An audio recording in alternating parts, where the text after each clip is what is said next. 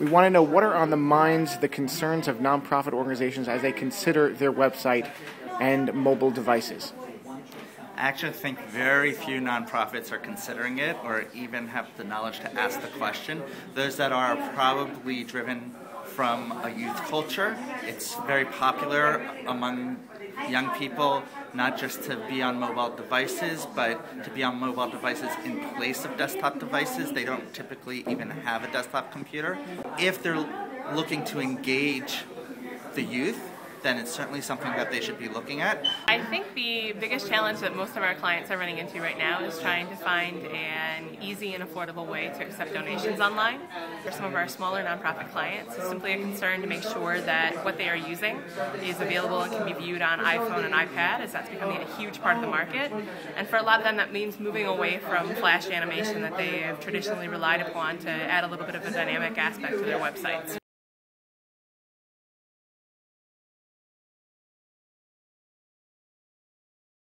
Always case by case. It depends on what your goal is. If your goal is just to share content with minimal markup and you have a very conservative budget, then definitely the solution is to just offer an alternative styling to your existing website to create a usable, although far from optimum, experience for your users.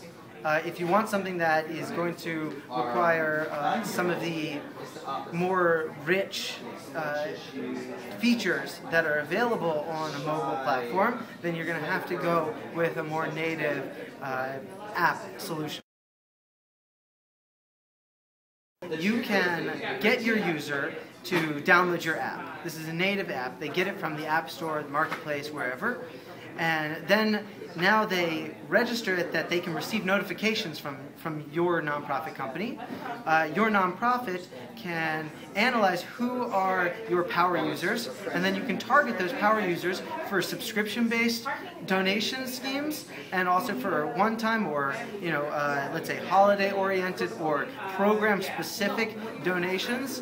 So it really allows you to connect to your user, the two-way communication, so you're in touch with them more. And the more that you're in touch with them, the more you build a relationship with them, and the more likely it is that they're going to spend money on your cause.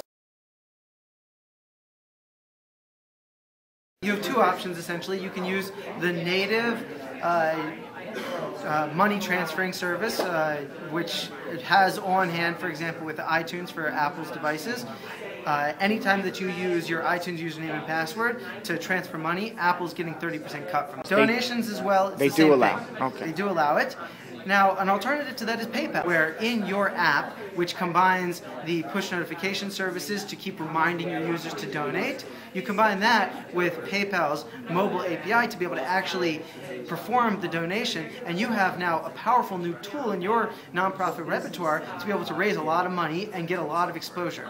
Apple is working right now in collaboration with Apple on having a more heavier integration into their operating system. And we might see a paradigm shift where Apple will be more friendly in terms of allowing donations by applications.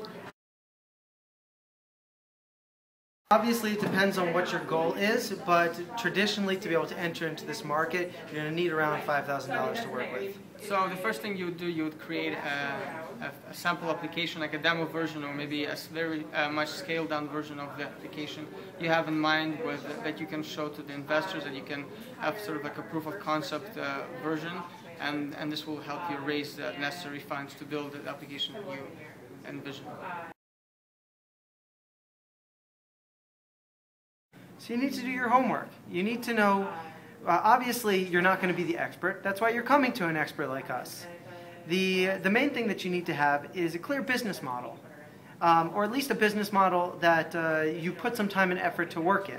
If you know why you want an app, and more or less how you want your app to work, and you have personal experience with apps, the best way to understand how apps work is to get a smartphone, download some apps, and play with them. For more information, you can get in touch with us. Just go to App Studio, that's appstudio.co.il, go to our contact form, and just fill it out.